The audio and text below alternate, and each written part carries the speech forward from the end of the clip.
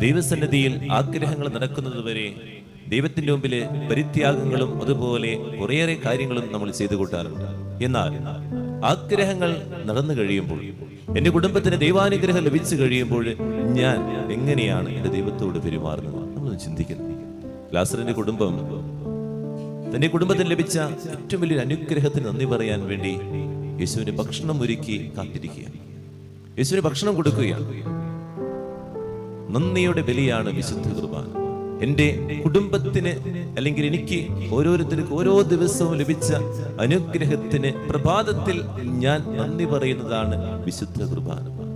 ലാസറിന്റെ ആ കുടുംബം ഒരുക്കി കാത്തിരുന്നത് പോലെ ഞാനും എൻ്റെ ദൈവത്തിന് വേണ്ടി ബലിയർപ്പിക്കണം. ദൈവത്തിന് വേണ്ടി ഭക്ഷണം ഒരുക്കി ബലിയർപ്പിക്കണം. നന്ദിയോടെ ബലിയർപ്പിക്കാൻ മനസ്സുണ്ടാകുന്നതാണ്.